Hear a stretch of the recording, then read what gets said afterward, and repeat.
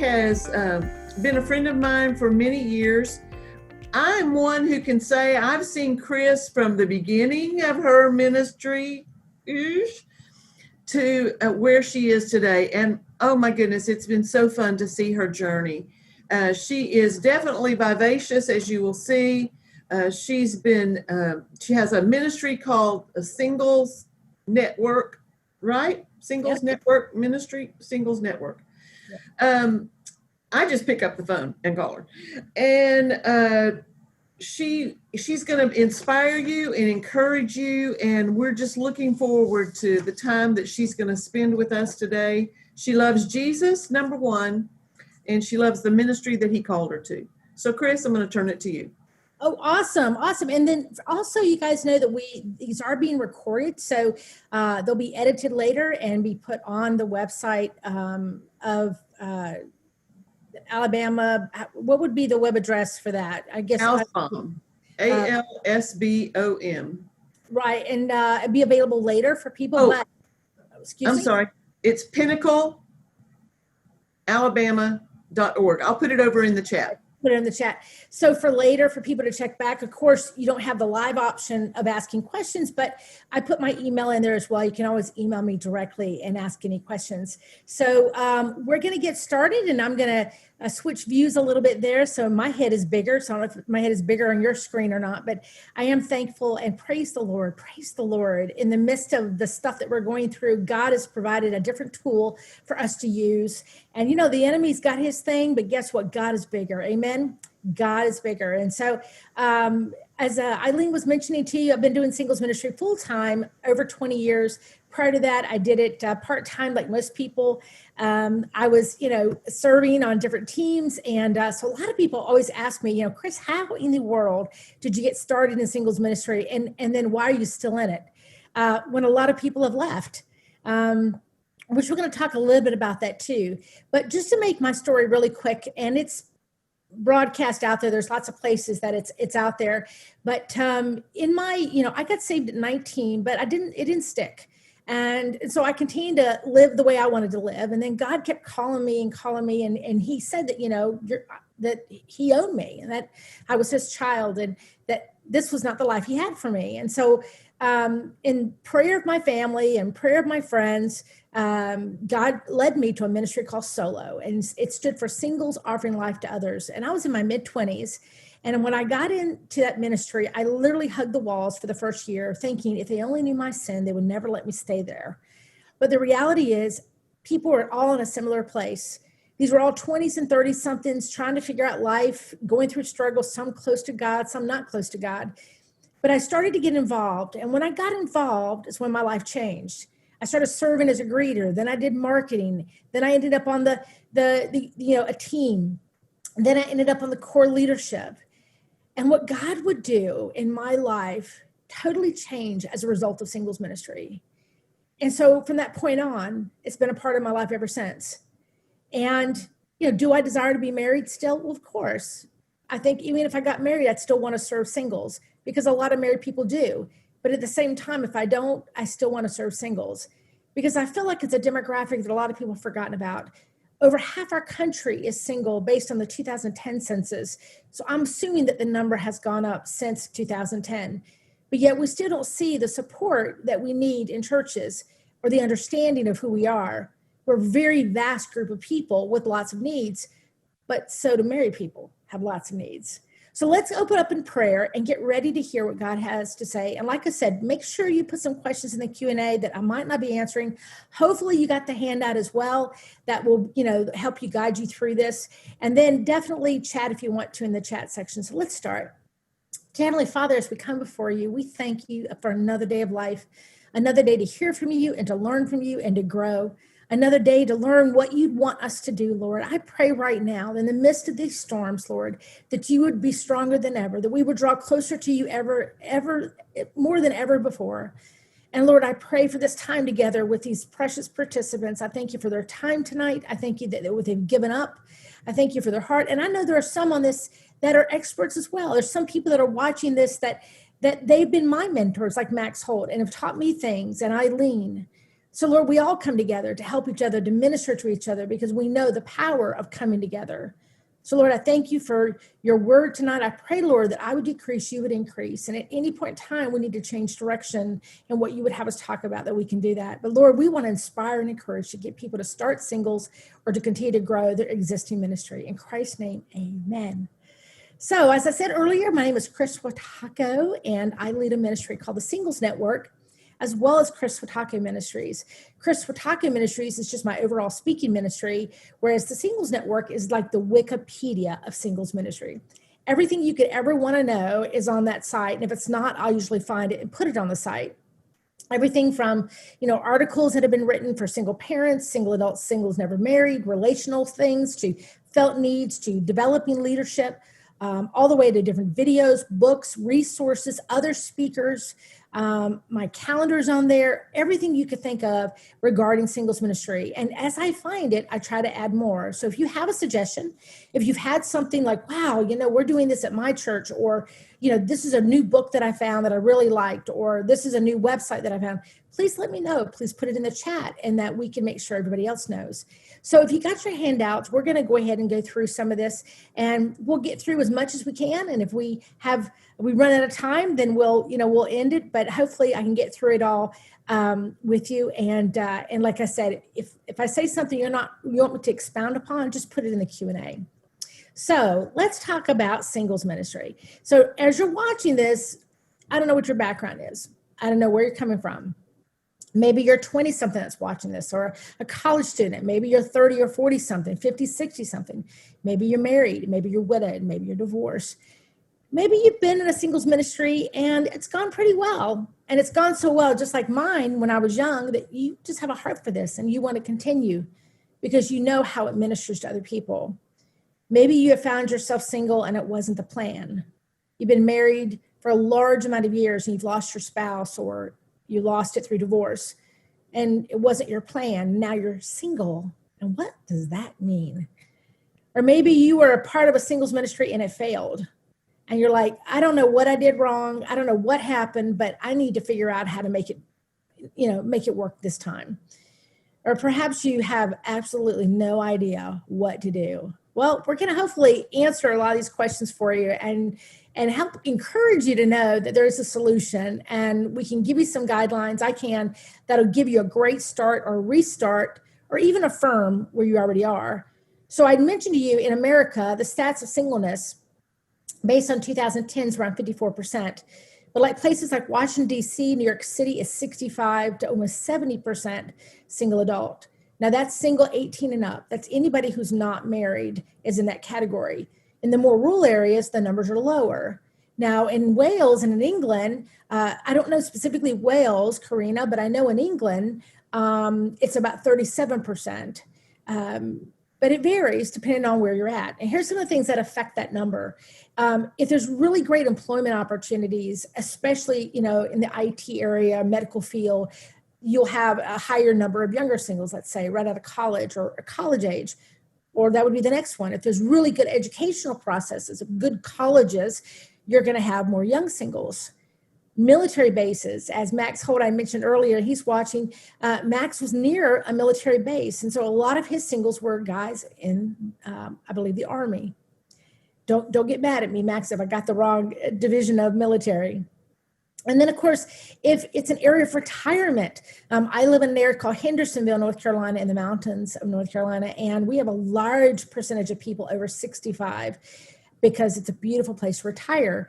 And a lot of the marriages, spouse may pass away and has left a lot of widows and widowers. So there's a high percentage of singles, but they're over 60. And then, of course, if you live in a smaller town, a lot of times we have a lot of single parents. A lot of times the married couple is in that rural city and their marriage ends, and the one parent, more likely the mother, will stay with the children. So we see a higher percentage of single parents in the rural areas. And then, of course, depends on the city as far as its spiritual walk, their spiritual environment. So if it's a city where Christianity is a positive thing and people support churches, and you see a lot of churches versus liberal and going towards that side of things, you're going to see the single population change or vary. So if over on the average, if most cities on the average in our country are 50% or more single, then why are, what's the percentage in churches? Well, in churches, the number's around 30%. And again, that's 18 to the grave. So out of that 30%, you have to separate out the college and separate the 20 somethings who say they're not single, they're just not married yet. And then you have to kind of go, well, wait a minute, how many of these are divorced? How many are single parent? How many are widowed? How many are over 65? And to get a better idea of what you have. Well, if that's the number, and yet half the country is single or more, then where are they? And why aren't we reaching them? And what's going on? Well, without a pastor that's on staff, that's dedicated and committed to reaching singles, the numbers will be typically even lower. That's why singles ministry is so important. And that's why I spend a lot of my time working with people that are volunteers, because most singles ministry today is led by volunteers. And I need to reach them. I need to help them. And so I continue to offer my website, which is almost completely free, because I know the people that need it the most typically have don't have a lot of resources, don't have a singles budget at their church. But here is a little bit more information about our churches and kind of what we're seeing in the nation regarding singles. Today, I believe there are less than 25 full-time singles pastors. And I'm talking about male, female, whatever you want to call yourself, a reverend, a pastor, a minister. And it's probably even lower than that. I'm giving it really a high number because I pretty much know everybody that's in the business that's left. And then that includes that's all denomination as well. There are many pastors that have multiple hats. A lot of the pastors that I work with today will have men's ministry, or if it's a woman, she'll have women's ministry. They'll also have greeter ministry. They'll have multiple hats. And so as a result, their time has been fractionalized. And so they really don't have full time to devote to singles. So then that means they have to decide, am I going to focus on 20 somethings? Am I going to focus on 40 somethings, 60 somethings, divorced, single parent? Because I don't have time to do the whole thing. And there's no way, unless you work full time, you cannot reach 18 to the grave. It's very difficult. And a lot of married pastors don't always understand that or get that. Also, there's a few education pastors out there, small group pastors that have a single Sunday school class or a single small group, whatever age, whatever demographic.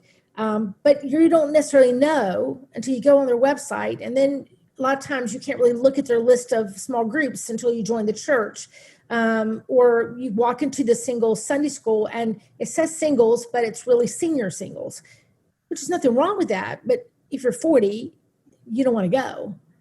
So these are some of the challenges that we have. But I'm thankful for volunteers. I'm thankful for volunteer leaders because they make up majority of our singles ministry today. Now, not all of these volunteers are under the church. I think it's better when you are. I think it's better when you do. And I'm going to talk about how to start a singles ministry based on that. But there are people who start singles ministries outside the church because that's what they feel led to do. It's a paraministry. My ministry is a paraministry. So there's nothing wrong if you feel called to do it outside the church. But just understand, you don't have that covering, that protection. And singles bring a lot of stuff. They bring a lot of junk, right? So do married people, but that's a whole nother conversation. We're all the same, married, single, we all got junk, we all got mess, but they bring a lot of stuff. And so if you as a ministry are not equipped with leadership to be able to handle what comes in the door, because singles come with all kinds of hurts and pains. A lot of them are coming out of broken marriages, or their spouse has passed away, or they have addictions, or they're dealing with relational issues, financial issues, emotional issues. And so without that covering and protection of your church to be able to help, you're by yourself trying to minister. And that can be very difficult. So what else do we know about singles in relation to the church? Well, here's a few things. Single, never married, which is me. I'm in the largest demographic of the church, of all singles in the world. The single, never married is the highest percentage. So like out of 50%, let's say 50% of the country is single, let's say 28%, based on the 2010 census, is a never married. Like 20%, like about 16% or so are divorced, and the rest are widowed. Now, granted, in never marriage, we're talking about 18 all the way up. So you got to pull out the college kids, you got to kind of pull out the 20-somethings. But reality is that I'm the largest demographic in this country, but yet I'm the least reached and the least used for whatever reason. You know, today, if you're divorced, at least somebody wanted you.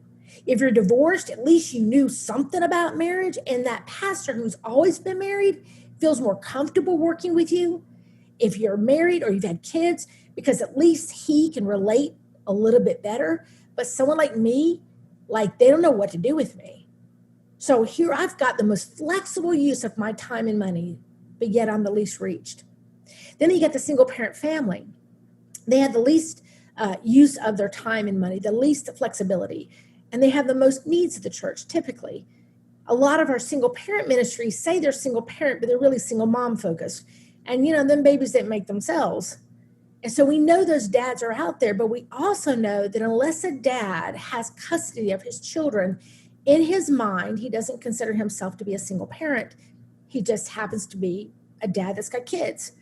So the marketing to that demographic is a challenge, and that's why we see a lot more women. But there are more and more men that are partially raising their kids. They have half custody.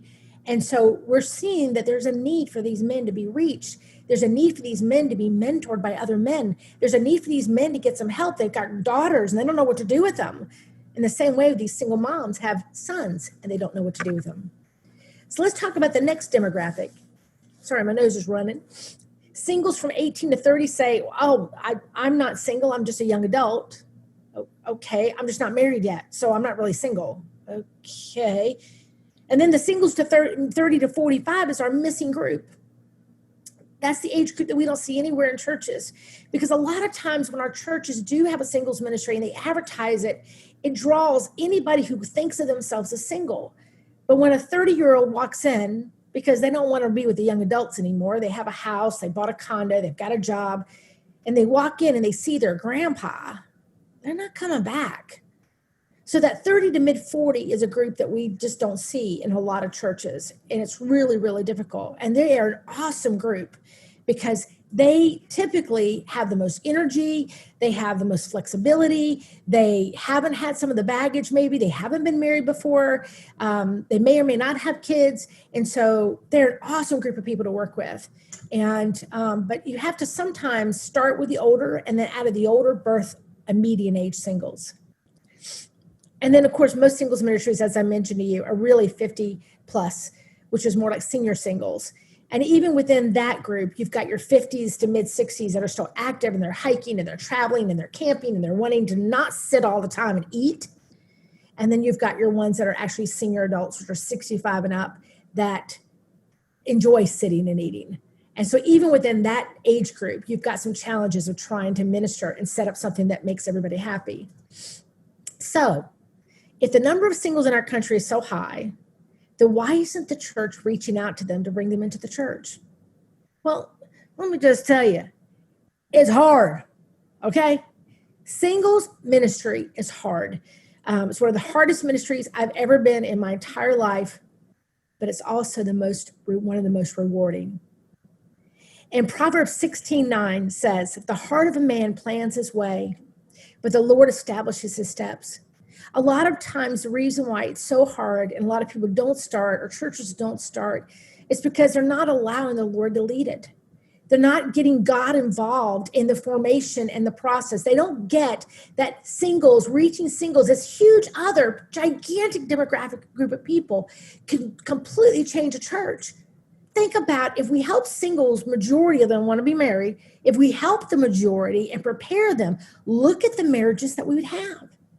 If we help those who are like not ready to be married but need to become whole in Christ, look at how we could change the church. Do you know there are some churches in our country where single adults did all the missions? They did all the service projects. Look at what we could be used by God. Look, Jesus was single. Okay, Paul was single. There's a lot of amazing singles in the Bible, but churches a lot of times don't look at that. They don't get that that's what can be, because when you've been married your whole life and you've been leading the church, your church, for 20, 30 years, it's not like you get up in the morning and go, I'm going to forget about those singles today.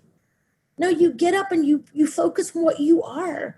And if you've been married for 20 years, you kind of focus on people who've been married for 20 years. And so understanding is that they don't always want to ignore, but they're missing this group of people. So for me, what's great about, those of you who may be watching this, if you are single, you understand, wow, maybe my pastor doesn't understand, so maybe I need to help him understand or help her understand. Maybe I need to show them what singleness looks like, because it's a little bit of everything.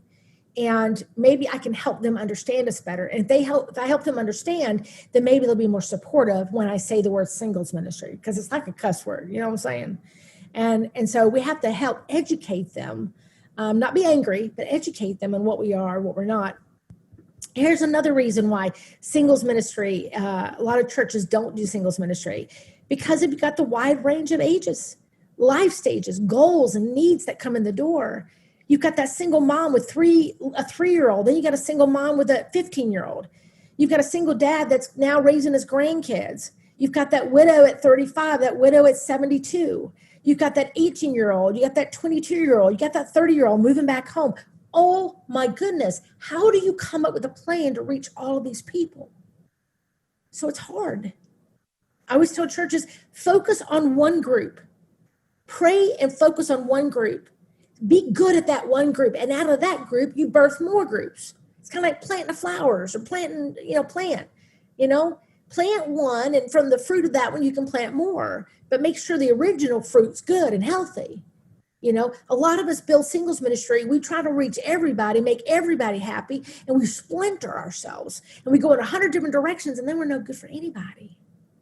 I would rather reach a small group of people and be effective, and it's 10 people a year from now, but they're healthy and they're growing, than to have a ministry of 100 and have 90 pathetic, mental, crybaby, drive you nuts singles who are going to wear you out and you're going to quit.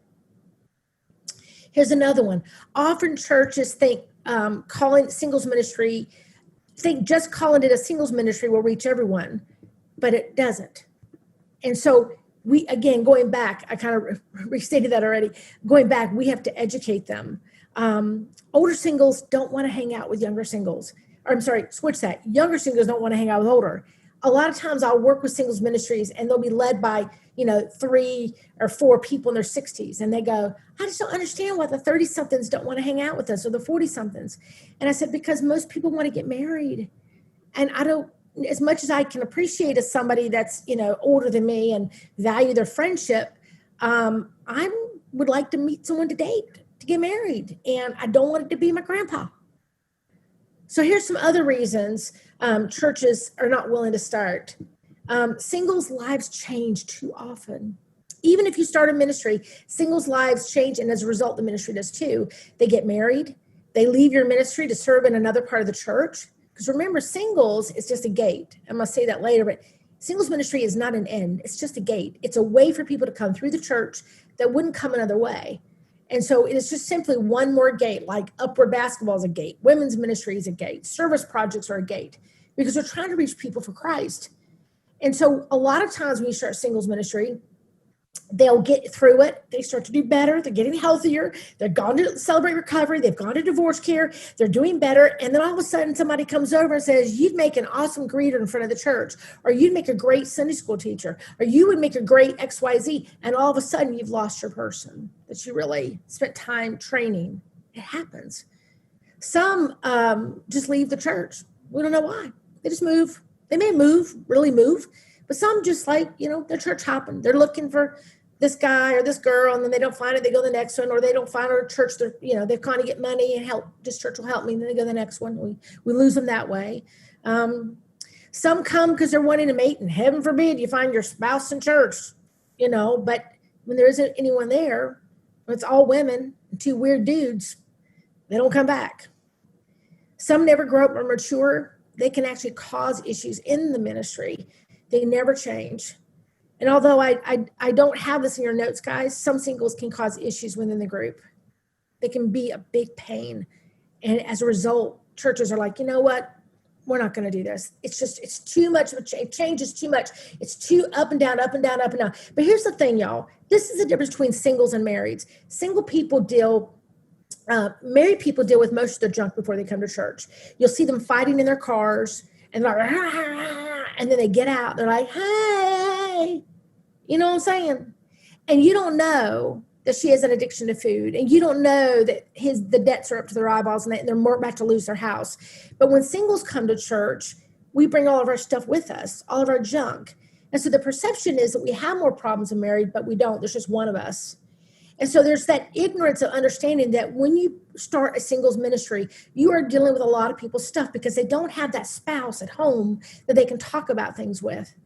But I'll tell you this, guys, I would rather start a singles ministry and know what people's junk is up front so I know how to help it than to have a married ministry and people never say anything until later you find out when their marriage ends.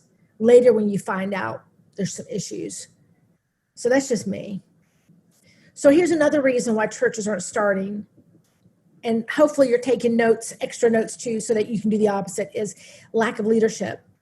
It's hard to find a pastor who has experience ministering to singles. Most pastors they get in singles ministry because they're looking to eventually get to the next level. Most of them won't stay long. So churches are like, you know what? We can't find anybody to pastor them. They're not really interested. There's no seminary giving a degree in singles ministry.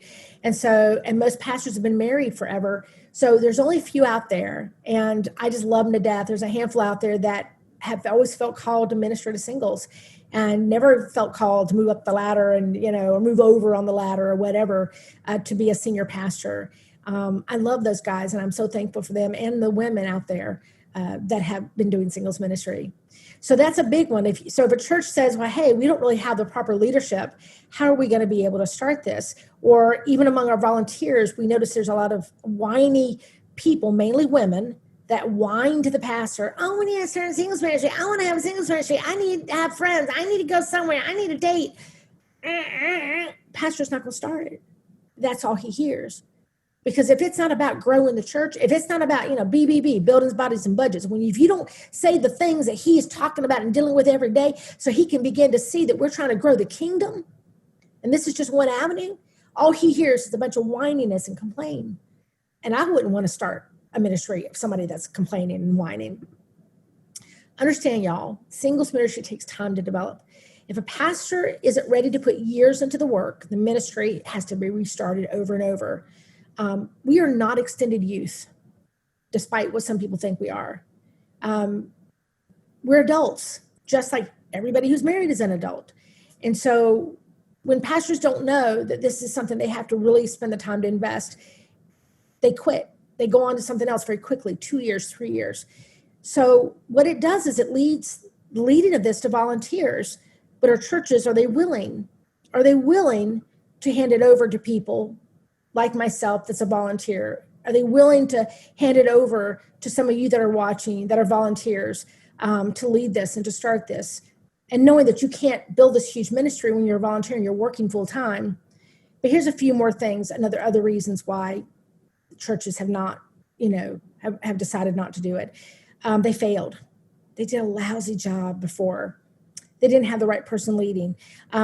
Also, their singles ministry became a meat market. Some of you were in ministries led by volunteers where there was no leadership structure. And so as a result, people just started hooking up with each other and there was unhealthiness going on.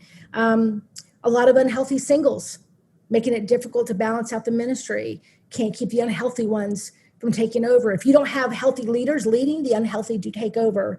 Some churches couldn't find healthy leaders to begin with. Some churches feel that singles should not be separated from married people. It's always the ones that have never been single that say that. Well, we're not going to separate our singles out. It's not a church within a church, or a church outside of a church. And I'm like, again, Pastor, we're not trying to separate. I want to be married one day, so I'd like to serve beside a married person. I don't mind being in a small group with married people. I don't mind serving in a service project or a mission project with married people. But there are times that I need to be around people like me that are going through what I'm going through. And unless that affects you, you're not going to understand. So praise God for those who do. I don't know if you know this and this has definitely been affected by the recent things that are going on, but singles like to gather in large groups first. And then from a large group, we go to small groups. Married people's totally different. So for single people, we'll come to a group of 20, 30 or more and then check it out. and see if somebody here looks like me. If somebody here I feel comfortable being around. Is this the group that I want to be a part of? And then I start conversations. And then all of a sudden I get to know you, and I get to know this other girl. And she says, oh yeah, I've been living here. I work here. And then all of a sudden I feel comfortable. And then she says, hey, would you like to come to my Sunday school class? Or would you like to come to my small group? Or would you like to come hang out with us this weekend? We start with a big one because we're fearful. I'm not going to go to somebody's house I don't know. I'm sorry. They might have a big dog. Their house might be dirty. They might have screaming kids running around. I'm not going to do that. If you're married, you have a backup. If you're married and you go into a class or a group, you have a backup, but I don't have a backup. So when you, as a ministry, when you don't have that larger group for that to happen, singles just don't come at all. That's why our numbers are low. So for those of you who want to start singles ministry, here's another plus about it. If you can gather people, you're going to gather them to allow them to feel safe and to feel comfortable and to feel included. And from that, then you could start your Bible studies. Then you could start your smaller groups where you really get to know people and change their hearts. So is singles ministry doomed? Are you ready to quit and go, forget this webinar? No, it's not doomed. The door is wide open, y'all. It's wide open. There's such a need. The numbers keep going up for singles population. And so we need more and more and more ministry to them. But I think the vision of the 100, 200, 300 size groups from long ago, it's not realistic today. But I think it is realistic to have a group of 20 or 30. I think it is realistic to have an event and have 100. I think it is realistic to have a small group of 10 or 12 or 15 single moms or 10 20-somethings or 10 60-somethings. I think it's still reasonable to have 10 people that go on a service project. I think this is all reasonable. And if that's a calling that God has put on your heart, then with God, you can do anything. Look at me. Look where God has brought me. So let's go on and talk about the definition of singles ministry and then the basics, the 3 real simple basics of how to start ministry. So the first one is, so what is a singles ministry anyway? What's its purpose? Well, it's to reach a group of people that wouldn't be reached another way. That's simply what it is. It's to help build friendships. It's to help get healthier, to grow. It's a place where you get mutual support of someone at the same life stage. If you've gone through a divorce, you feel drawn to other people, or a single parent, or, if you like to hike, or if you like sports, or you're in the military, it's a place where you can be around people that are maybe going through some similar things you are, or in my case, taking care of a parent, and some of you guys can relate to that. Or, it's also a place where you might meet your future spouse. Praise God. Our churches need to be in the business of this. I'm actually working on a new book right now called Intentional Relationships. And it's a 12-week curriculum to help people get to move towards marriage, because that's what churches that's the word, the buzzword for them. And most singles want to be married. Then I think we need to be helping them to get healthy. So even if they don't, they're healthier. And that's part of why we do singles ministry, not to create a club. Singles ministry is not a club. It's not a group of people that's separate from the church. It's a group that helps the church grow. By focusing on singles ministry, on spiritual growth, the whole church benefits. So when they begin to see your singles ministry adding to the church, the numbers have gone up, maturity has gone up, weddings have gone up, people are getting resources, people are starting to serve. When people start tithing, when they start to see this, then the whole church helps. I love in Acts where it talks about that everybody sold everything they had, and they all came together to help each other. No person was without anything. I think of that as same with singles and marrieds. I think the same thing, singles and marrieds helping each other to build the whole church. Every church is called to do singles ministry. Every church is called to do singles ministry, but not every church is called to have a singles ministry. Okay, let me read that again. Every church is called to reach singles, but not every church is called to start a singles ministry or have a singles ministry. So while you may not have all the resources, the church itself should be ministering by the sermons, by, having single adults there, having single adults greet, having single adults, look for those that may be by themselves, that there's either a single friendly church. They're aware that there are people in their congregation that are not married. They're aware that nobody's asking anybody to lunch, that they're aware of some of their language, let's have the family night supper. And you're like, well, I ain't got no family, they're single sensitive. But not every church is called by God to have a singles ministry. But if you're called by God to have one, then what does that look like for you? So here, this is where you start. I don't know why my nose is running like crazy tonight. So number one, confirm that you are called to do this. Continue to pray, affirming this is God's direction for your life. Don't allow the enemy to distract you from God's calling. You might run into obstacles, but if you are called, you are called. Turn those obstacles into opportunities. Some of the obstacles may be because you didn't really prepare. Some of them because it could be a lack of understanding in what you're doing and what your pastor's doing, your church is doing, others are doing. Some of the obstacles could be because, are you really sure you need a singles ministry? Or, maybe it's not the right timing. Now, if your church is not interested in having a singles ministry, you can wait. You've gone to your pastor and he says, you know what, we're just not interested in this. You can wait and show him by your commitment and your heart and your love for the church and for the kingdom. And then all of a sudden, maybe their minds will change. Okay. Some of you may go ahead and say, well, I'm going to start anyway. I don't need my pastor's permission to start a ministry. Right. You can have a cup of coffee with a single adult. You could do some things with single friends. But again, remember what I said in the beginning, it's really good if you could be under our church, to be under that covering, to have that permission, to have insurance, to have maybe some support, to have some money, to have space. So always try to do that if you can. But if you're like, I've gone to my pastor, he's adamant, he's not for it, he doesn't believe you need it, he thinks it becomes an issue, becomes a problem, and there's nothing I can do. Well, you can always leave. But if God hasn't told you to leave, you probably need to wait. But like I said, you could still minister to single adults without it being called a singles ministry. You can also go and find a church that has a singles ministry and join that ministry, still going to your church, but you could go and be a part of their singles ministry and learn what they're doing, learn about it, learn the things that work, the things that don't work, and then bring that knowledge back to your church. And then, of course, you can just go to a church that wants to start one. That's another solution. You need to ask yourself, why do you want to start a singles ministry? What are your goals do you have? What do you hope to accomplish? Are you just wanting friends to go to dinner? Is it to find a date, a mate? Is it to grow the church, the kingdom? Are you willing to wait and gather the right leaders first? Have you found out how many singles actually live in your area? Have you done a demographic study? Have you gone to the city council and found out if there's even people in your area that are single? What does your pastor think? What do your friends think? Probably even what your family thinks.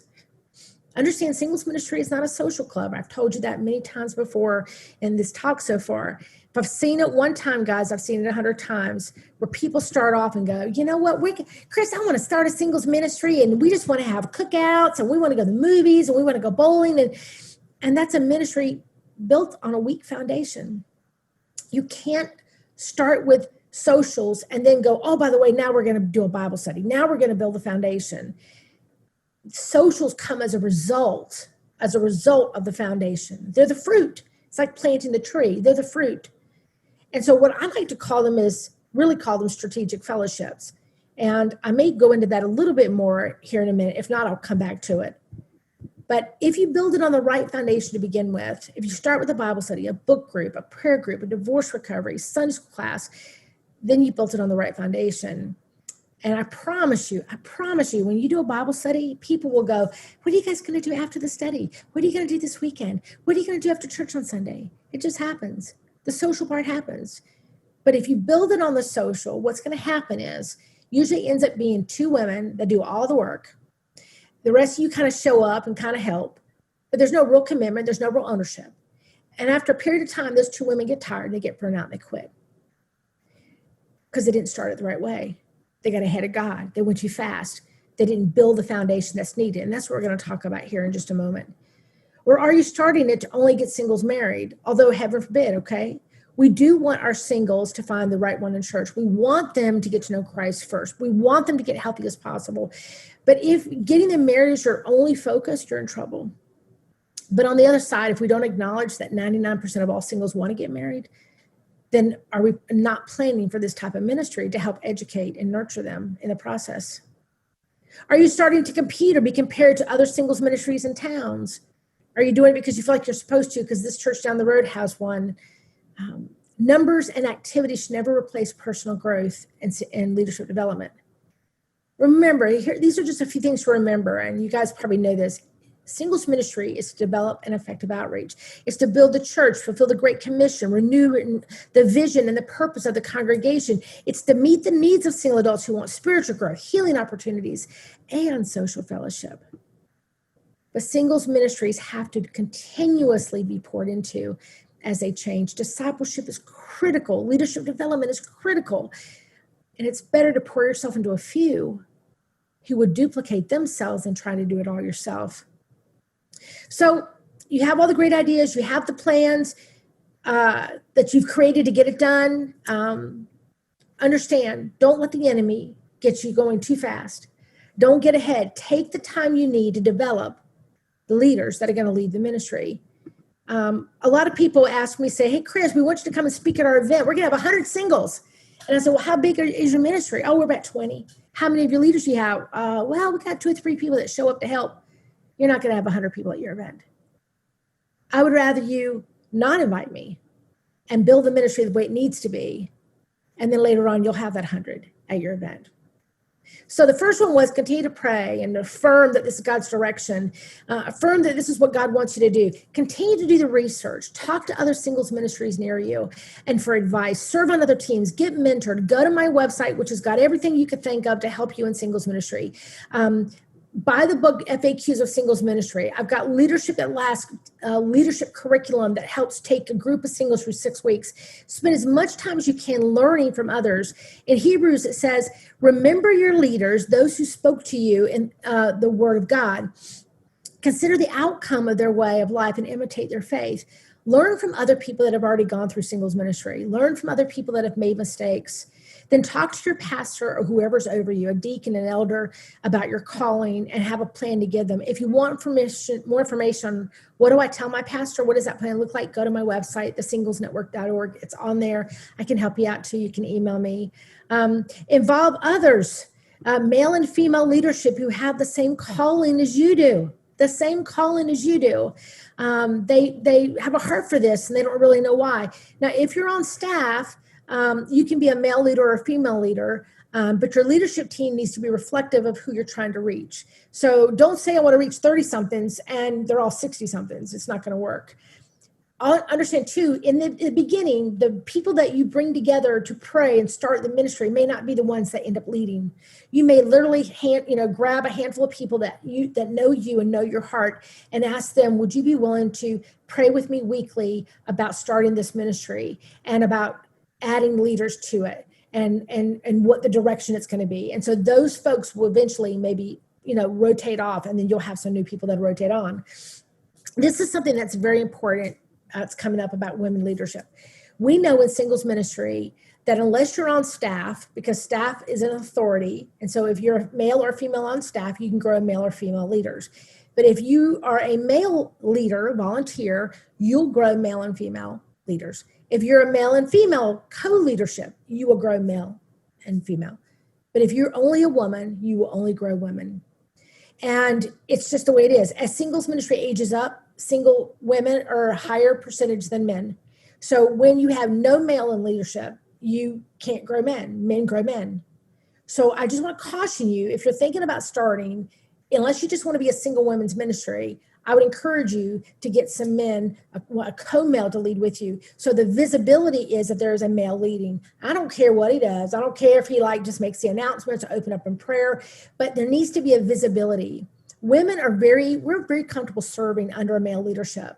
God designed us that way, but men typically, it's not their area. They're not called in that same way. They will, some men are, different, but for the majority, it's the relationship and how God designed us as men and women. So we want right from the beginning, if you can't get a male to lead with you, if your pastor's not willing to lead with you, or your pastor is not willing to be the co-leadership, and so the visibility is there's a male involved or 2 or 3, it will affect the growth of your ministry. Again, I've got more ideas. Like you're probably saying, well, Kris, I can't find a man. I've been looking. I can't find one. I'm looking too. Okay, that's another story. But if you're saying we don't have a lot of men in our ministry yet, well, got another article on that. Well, and how do we get men in our ministry? How do we have to grow them and pray them in, y'all. And it does work. I've seen it work. We've done it in my own ministries. We've prayed them in, and it takes a little time. So you got to not get ahead of God about starting this ministry and all these things you want to do and all these conferences you want to do and all these activities. Build a foundation. The rest of it will come. Once you find others, you want to start meeting weekly. Now, this is the first part of the 3 parts, and I know my time's getting low here, or it's actually, I've already passed my time, but let me finish these 3 important pieces. Once you find others, start meeting weekly. Now, I'm talking about praying. You're praying for the direction of the ministry, the guidance, the target audience, figuring out budgets, your marketing, whether you're going to do a Bible study or whether you're going to do a service project. You're praying not so much for your personal needs, you're praying for the direction of the ministry. You do need time for personal needs, and that's typically done in Sunday school classes, or it's done in a small group. But for this meeting that I'm talking about, it is specifically for the direction of the ministry. You want to develop your mission statement, your goals, maybe your name, and it could change as you grow. You want to develop your job descriptions. I have a free handout on my website that you can edit and tweak for your ministry. You want to share any resources you're found, like this webinar, and maybe everybody else watched the webinar. You want to discuss any issues or problems that have come up. You want to involve the prayer ministry of your church so they can be praying for your needs. You want to allow the Lord to change direction if need be. You're not going to know what you need to do as a ministry if you're not praying together every single week. I don't care if it's 5 minutes right before Sunday school class. You need to be praying so that you are unified in the direction that you want the ministry to go. Psalm 37:5 says, "Commit your way to the Lord, trust in him, and he will act." So it all goes back to giving him the ministry, letting him guide it, letting him lead it, not allowing the enemy to distract you with all these other issues, not allowing people to distract you with all these different things, and staying focused. So now you're praying weekly. Now you're going to develop and expand your team. Leadership development is crucial, guys. Most singles ministries are structured like this. It's called relational structure. Everybody just shows up and they just love each other. Nobody really knows their job. No one knows expected their job. Nobody can train anybody in their job. Now, they all care about each other and they all show up. They're all great. But how do you build a ministry when everyone is inward focused? Everybody, it's about each other. It's relational. We're all buds. But how do you build anything when you're just inward focused? You want your singles ministry to look like an operating room. You want everybody to have a job, everybody to know their job, everybody to be trained in their job, everybody to get along, everybody have an assistant that also knows the job. You want someone to also be ready to move up and out as other people come in. You want to have people trained, and you want everybody to know what they're doing. And it doesn't mean that the nurse who's seen that same operation 20 times could not, sew you back up. And it doesn't mean the anesthesiologist who, left the room, all of a sudden there's not an assistant. It doesn't mean that if you are in charge of greeting for your singles ministry or in charge of teaching that you don't, well, I'm going to teach this week and I'm going to greet next week. It's not that big of a deal, but at least you know your job. And when you know your job, you can train the next person. See, the enemy loves to make you not be really sure what you're doing in singles, that you just show up and you're just happy and just love each other. He loves that. And would you want to work for a company where people just show up and wing it? McDonald's, well, I don't know how to use a register, but I'm going to wing it. I don't know how to cut you open, but I'm going to wing it. No, we want our ministries to have structure. I'm not saying so much structure to where you don't talk to each other or that you become Hitler about your area. But I'm saying is that how can you train the next person to take your job as God calls you into different places if you don't even know what you're doing? You don't even know how to tell them what you're doing. That's where we build our team and we get strong. We need to get strong in order to build a ministry to reach people for Jesus. Isaiah 41:10 says, "Fear not, for I am with you. Do not be dismayed, for I am your God, and I will strengthen you, and I will help you, and I will uphold you with my righteous hand." The third area, it's really important, is public relations. How does the church, how does the community, how do others see your ministry?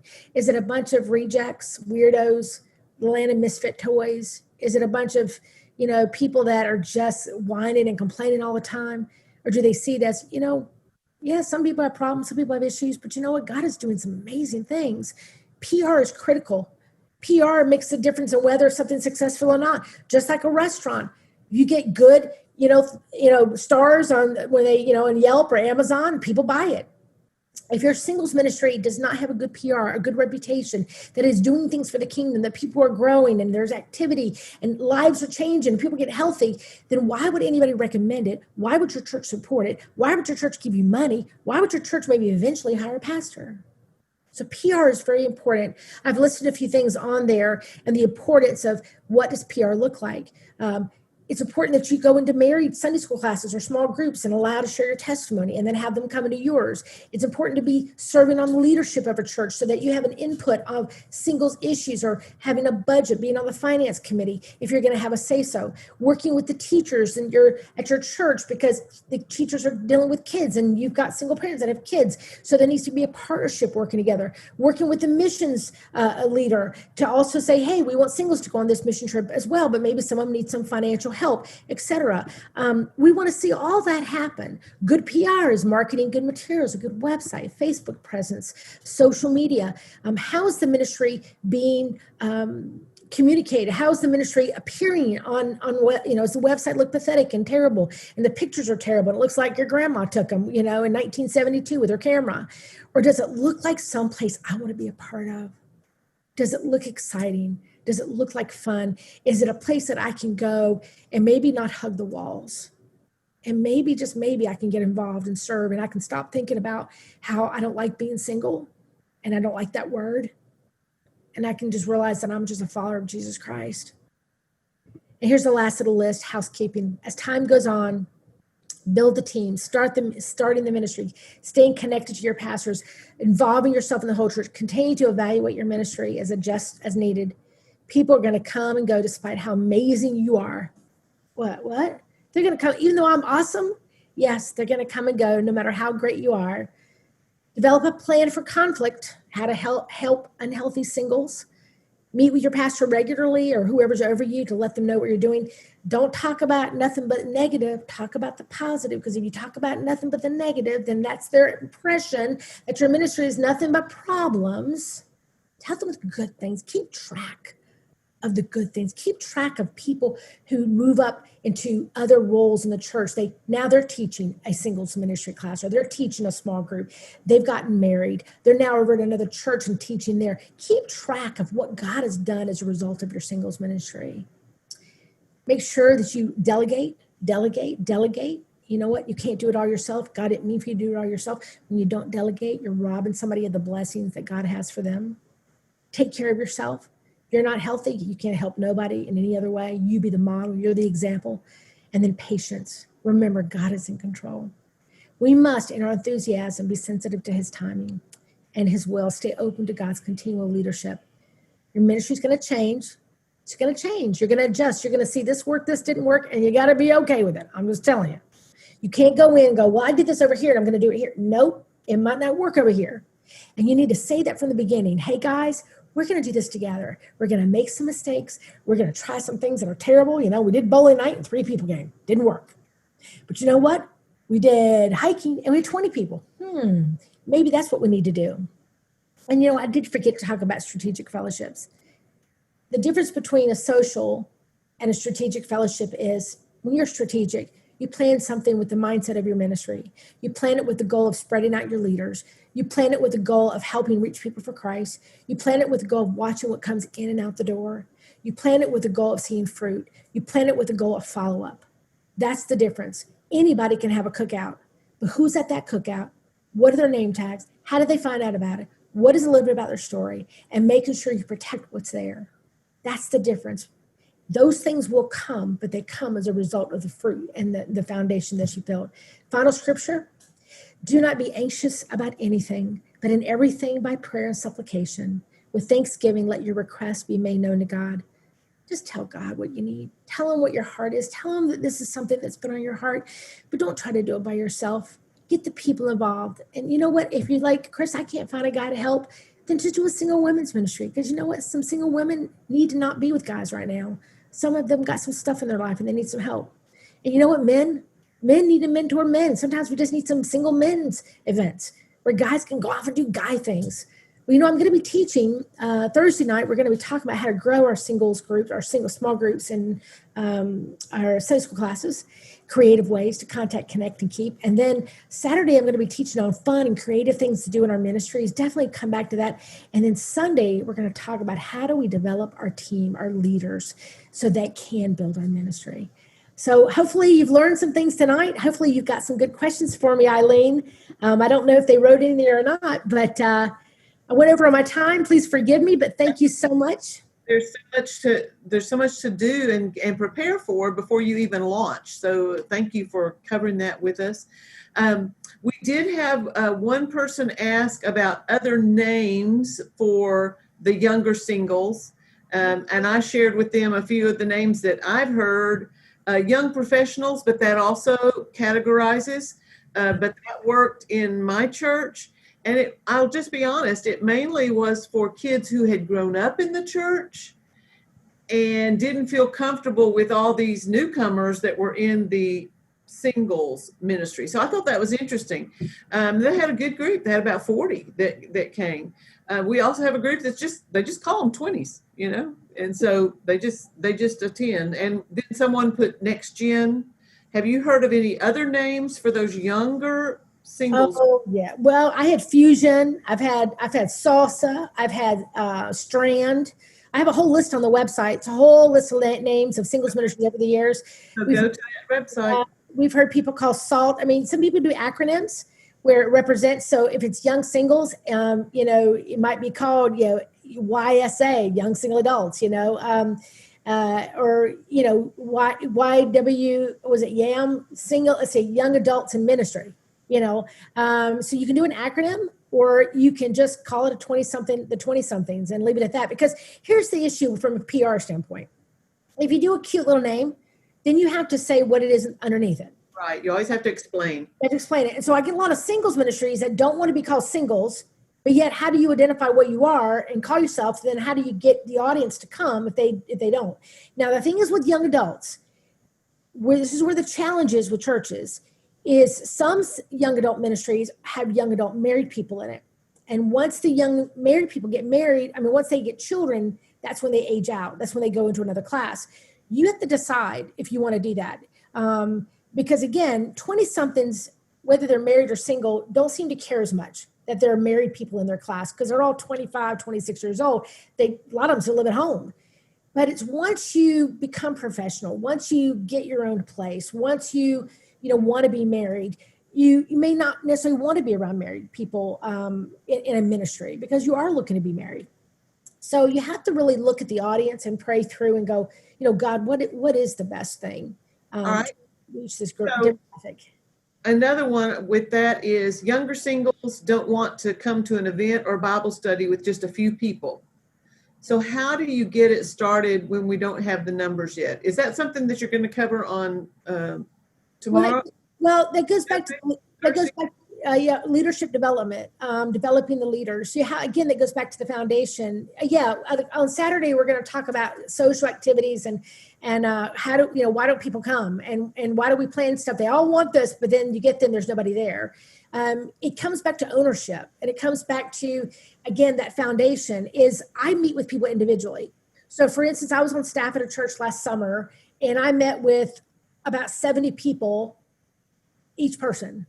And I was on staff at a church 2 years ago in California, and I met with over 100 people individually over a span of 4 months.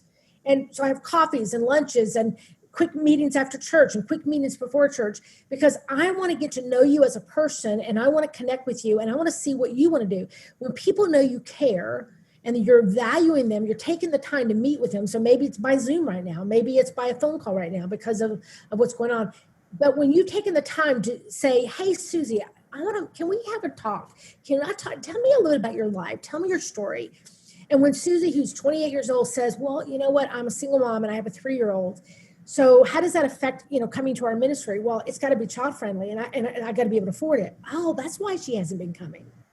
And then, or your 30-year-old guy, hey, Bob, it's really nice to meet you. Tell me about your story. And Bob's like, I want to come, but I work second shift, so I can never come to things. So now you're beginning to see maybe the reason why we don't have an attendance is because people have got certain situations. So by taking the time to get to know everyone and then figuring out what we can do, and then be okay, go, you know what? We may only have 5 for hiking, but it's going to be awesome hiking. And we may only have 5 for this Bible study. We may only have 5 for this bowling event or this road trip.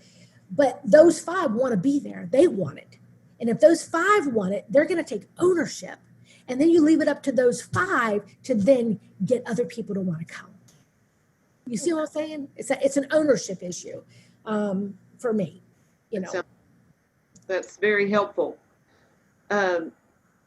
Kris, what's the biggest mistake that you have seen in people starting their singles ministry? They don't want to do it for the right reasons. I average, for the most part, most people who want to start singles are 55-year-old women that are empty nesters, and they want to start it because they're lonely, and they have no clue what's involved. And they just want to do a bunch of social events. They just want to have a cookout on Friday. They want to go to the movies the next Friday. They want to go to the beach the next Friday. And again, you have no idea who's in that group. You have no idea what's coming in the door. You have no idea if there are people there that are not healthy, that are lost, that are there just to come after somebody in a wrong way. You have no idea. You have no foundation. You haven't built any structure. How are you witnessing to these people? How are you being strategic? But what they want to do is they just don't want to be alone anymore. They don't want to be by themselves on a weekend. So to them, they interpret singles ministry as a social.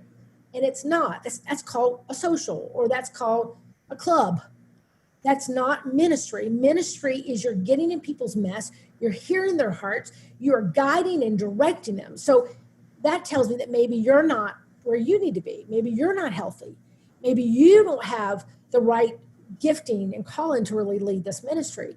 So then when I go through all that and they go, oh, well, I just don't want to be alone on Friday night. Well, then I go to meetup.com and see if there's a group already gathering, see if there's another church that has something, and be a part of what they're doing instead of trying to start something on no foundation. And so that's the biggest that I see. There's no prayer. Eileen, they don't pray. They say they're praying, but they're not. They're praying like, Lord, I pray for my son, pray for my daughter, and they're praying those types of prayers with each other, which are good, but they're not praying for the direction of the ministry. And so when things start to happen and the enemy comes at them to thin them out, to divide them, all it takes is one gossip. All it takes is one accusation. All it takes is somebody who's mad. And because they're not covered and prepared for the enemy and what he's going to do and are aware of these situations, quickly the ministry just completely disintegrates and falls apart. I know it takes a while to get there. And I realize some people only come when they think it's a big group. They come, they check it out like, oh, gosh, there's only about 10 people here. It's kind of lame. Well, for me, I would rather start with the foundation of 10 people who are sold out, on fire, and then we launch a Bible study. And then I've trained them to be table host. And then we do incredible marketing. I'm going to tell you, Eileen, I get on Facebook and every single week, are you coming? Are you coming? Are you coming? Are you coming? And I ask people, hey, Susie, hey, Joe, hey, Bob, are you coming to this? Are you coming to this? And I can look at my feed in Facebook and see a little bit of their story. And I try to get them there. And I do this every single week and create that energy. And once they're there, they're excited. There's that person in the front that says, hey, I'm so glad you're here. And that person at the table is going, let's hear a little bit more of a breakout. Like with Zoom, you can do breakouts and you can hear a little bit more of their heart and what's going on in their life. And that creates, because the more people are connected, the more it grows, the more people feel included. But it takes a while to get there. And you have to have that energy there that's going to get people excited. You can't be like, welcome to our singles ministry. We are so glad you are here. Yeah. It's really fun. Oh my gosh. I'll go to McDonald's and get more fun. So if you're not excited about what you're doing, then why would anybody else get excited? Exactly. So then nobody's going to come. So. Well, anybody have a last question? I do want to remind everyone that you can register for the remaining conferences. I sent what those are. Remember, we're on Central Standard Time, so you East Coast folks get a little extra hour. Those of us here in Alabama, you got to get up a little earlier, maybe on Saturday, and get your coffee before we begin. Bring your coffee with you at 8:30. So, Kris, we thank you so much for being prepared and ready for all of this. I've gotten some good comments from folks of helpfulness and that good information. So, Kris, thank you so much. And I'm going to close this in a word of prayer. We didn't address a real big topic. The COVID. How do you start singles ministry in COVID? There you go. I get this asked to me, like, okay, Kris, all these things are great when you can see each other. Okay, when you can be around each other. How do you start singles ministry in COVID? So this is what I've been doing, is that we started on Wednesday nights. I have a singles Bible study. It's Eastern time, 6:50 p.m. Eastern time. And so when COVID hit in March, our singles ministry completely, we can meet. So what do? And so we immediately started doing a Zoom. And if you're not doing one, you should be doing one, because it's the way we keep people connected. You can start a ministry by doing Zoom. So we just put the word out. We just emailed everybody, and we had like 40 people show up the first week. From that, we did the book of James. From that, we built teams to do breakouts. From that, we have somebody praying. From that, we have somebody singing. We built the ministry literally through Zoom. You can too. And it's the same thing. You're still meeting with people to pray ahead of time. I have my table host that we pray ahead of time before we start on Wednesday nights. If they're not trained, you train them. If they've never led, you give them instructions on how to be a table host, because they're like miniature pastors. From that, if it's local, you can still plan some events depending on your COVID situation in the city that you're in, if you're allowed to see each other or not. But from that, if you're doing it locally as a Bible study, you could then say, hey guys, we're going to go hiking on Friday. We're going to go bowling or movies or whatever. So you can still have that, remember, that strategic fellowship, but your team is the one. So if you've already got leaders in your ministry, they'll be your breakout discussion. They'll also be your prayer leaders. You'll also have someone that greets. I have a lady who greets with me. She welcomes people as they come into the Bible study. I welcome people as they come in. She moderates. So unlike in real person, you have to have a moderator. They check the chat. They watch the Q&A. They watch people coming in and out. They protect the Zoom. They protect the ministry so no bad guys get in. So you can start it, but if you haven't, and you want to take on the challenge, take it on. You never know what it could turn into. But the result is, if you do get back to a place where you're meeting in person, then it just transfers back. It goes right back to the outline that I gave you. But if not, if your singles ministry Bible study stays online for the next 6 months, but you can still do service projects and still do strategic fellowships out of the online study. That can still happen. So just know that it's a little bit different. You have to do things a little bit differently, but you're still building leaders. You're still building people. You're still finding out their stories. You're still hearing their heart. You're still trying to connect them. If somebody's divorced, they need divorce care. And it's, they're doing online divorce care now. If you need grief share, they're doing online grief share. And I know it's not the same as being able to be in touch. And I get it, but it's what we got. So we're going to work with what we got, Eileen. Right. And Kris, in contacting pastors across Alabama during this, 6 months now that we've been in or more, they're encouraged because via Zoom and Facebook, they're having more people participate than walked in the door, because people feel comfortable in their house. They feel secure. Maybe they don't feel as out there to everybody. So it could be that you see a great start because you came through Zooms. That would be a great story to hear. Well, let me tell you, in the Wednesday night Zoom that we do, we have only a handful of our locals attending it. I would say last week we had 46 participants. 40 of them did not live where my church is. Wow. And so of the 40, 4 or 5 go to a large church in Texas. The rest of them are all over the country. And they're basically from a church that has 2 singles, 2 singles, 2 singles, 2 singles. So we thought they'd be done we went through the book of James, 12 weeks, and we thought, okay, people be ready. They're done. They're ready to go back to their church. Their church started to open up, and they stayed on. They wanted to continue. So I've continued, because it's like the singles, we just need to be able to see other singles and connect. So while it's not taking the place, we really don't want Zoom. We'd rather go back to being in person. I have story after story after story of people telling me that our Wednesday night Bible study literally saved their life. Like they didn't have anything going on. Their church has not done anything, or their Sunday school class wasn't meeting, or there's no singles at anything at their church. So now I'm not only going to church, and I'm having to do Zoom through my Sunday school class, which is really him teaching, and I just stand there and listen in the background. But they're not doing anything for singles. So they've lost all of that. So our group has been really a saving. It's really helped some people. And I would pray that our group gets bigger. I would love to see the numbers go up, because we're just reaching more and more and more. And, so. Cole just put on there that he had 200 views on his Sunday school class on Facebook Live this last week. Oh, praise God. It's a lot of times those are archived and people can go back through the week and look at that. Same thing with the Zoom, that we'll have more people participate as these are put online. And that information was all in the chat. So scroll up if you missed Yes. And by the way, Alabama.org. and here's the thing, guys. Once this ends, you won't be able to access the chat. So definitely copy the chat real quick. If there's anything in there you want to get, Max, that's cool. I was telling, before you guys came on, I was telling Eileen and Doug is our tech person that's behind the scenes, that I do live Facebook every Sunday night, and it was to promote our big Labor Day retreat and to also create connection and allow people to hear from me and Pastor Freddie. So Sunday night, I spoke on disappointment. I think we can all relate to that. And I spoke for 20 minutes, live Facebook. While I was doing it, 8 people watching. Within the next 3 hours, almost 600. So there is a need. There is such a need. And although it's not the ideal way we want to do it, we'd rather hear you in person. It is still, people are just hungry for content. They're hungry to feel connected. They're hungry to know there's somebody out there that's going through something they're going through and they're not by themselves. And so I just want to keep doing what God has called me to do. I appreciate your prayers, Eileen. I appreciate all of you guys watching, your prayers. The ministry, obviously for me, I travel and speak and teach the word, and everything has changed.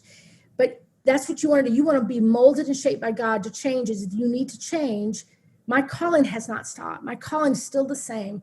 But sometimes we have to, meander around the obstacles that the enemy puts in our way to continue to go forward in what God has for you. So I just want to challenge you guys. Please email me. Please call me. You got any questions? You're like, you talked 100 miles an hour. I missed half of it. Please call me. I will help you in any way I can, because I want you to be successful and I want you to do this, because we need more ministries doing this. Right. And just know that because you registered, you will get a notification that these have posted to pinnaclealabama.org when they're ready. Doug does a little editing, and then those will be posted. So you can share that with someone, but if you miss something, you can go back and see that. So thank you so much, Kris. I look forward to Thursday night, and let's pray together. Father, we just thank you for this time together. Kris has challenged us and encouraged us. Lord, I just thank you for her enthusiasm, for her love for single adult ministry, and how she is carrying out the call you placed on her life. Father, thank you for this information today. May it seep deep into our spirit so that we are able to meditate on that and be useful stewards of that information in the days to come. Thank you for your love. Thank you for these friends that have joined us today. In Jesus' name, amen.